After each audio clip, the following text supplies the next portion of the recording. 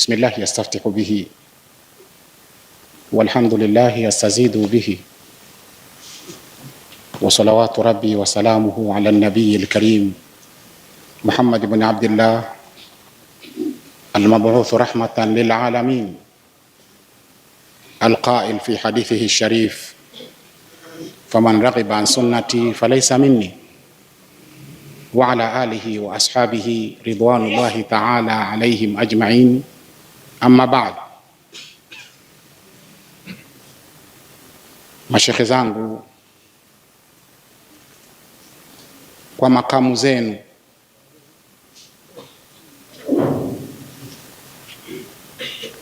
hadhara ni nzito sana. Kimo changu ni kidogo kuweza kuzungumza katika hadhara kubwa kama hii. Siku zote sisi kule Dar es Salaam tumezoea katika ile michezo ya kuhamasisha mambo ya kuhifadhi Qur'ani. Tumezoea kuwahimiza vijana katika mambo kama yale. Leo kupewa maiki hii katika sehemu kama hapa, mji wa Tanga, mji wa Tanga uliokuwa umesheheni wanawazuoni wa kila fani, na mbele yangu hapa kuna mashekhe wakubwa. Wallahi namuomba Mwenyezi Mungu Subhanahu wa Ta'ala nisizidishe dakika 5 katika hichi ambacho nitakachokigusia leo. Mimi nina latifa moja. Tuko katika hadhara ya ndoa. Hii ni samai, lakini samai ya ndoa. Ndoa ina mambo yake, wenyewe wanawazuoni wanaielezea jinsi ilivyo. Lakini ndoa ni sunna ya Mtume Muhammad sallallahu alaihi wasallam. Faman raghiba an sunnati falaysa minni, Mtume sallallahu alaihi wasallam anasema.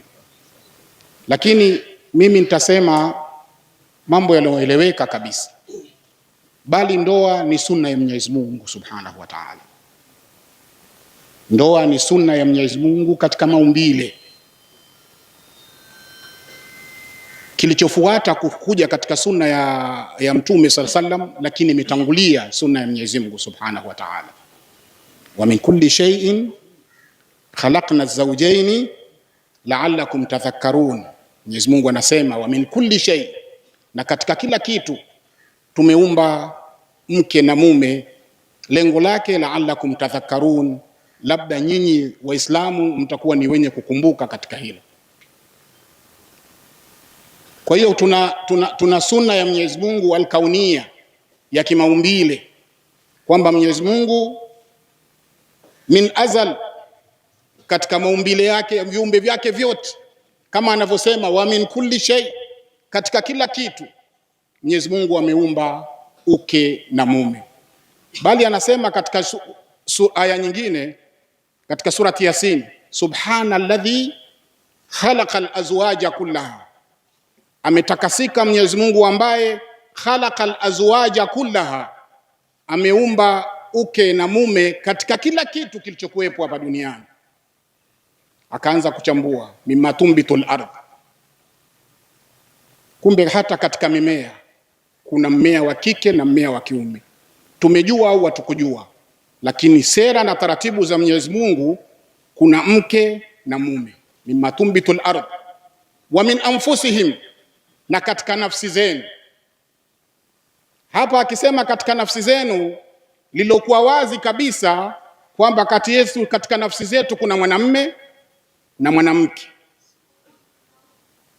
Mwenyezi Mungu katuumba mume na mke, na leo hapa tunaikamilisha utaratibu waliotuwekea Mwenyezi Mungu Subhanahu wa Ta'ala katika kuiendeleza hii dunia wa mume na mke.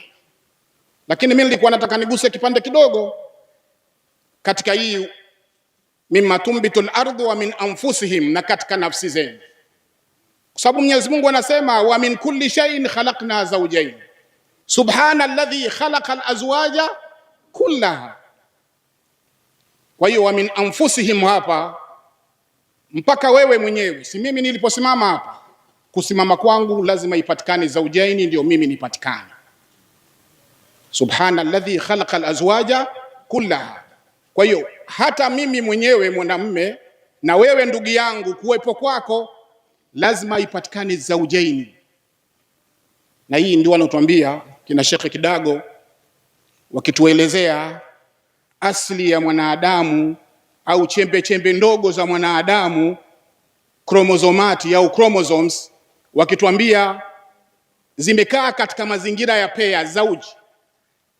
Kuna chromosomes wanasema hizi chembe chembe ndogo za mwanadamu, kuna pea 23, pea 23. Kila pea ina kazi yake. Katika hiyo 23 ambazo ukizikusanya zote kuna pea 46 zinazomtengeneza, kuna yani fardi moja moja 46, lakini ukiziweka mbili mbili kuna pea 23. Kila pea ina kazi yake. Kila pea kati ya hizo ina kazi yake. Darsa kubwa wanaiweza wenyewe kina Sheikh Kidago kuchambua vitu kama hivi. Moja kati ya pea hizo ni ile ambayo inaleta tahdidi aljins. Moja kati ya pea hizo ni ile chromosome iliyokuwa na XX na XY.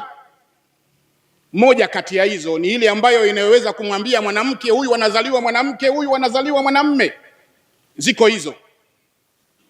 Nini nakusudia kusema hizi ndugu zanguni katika imani?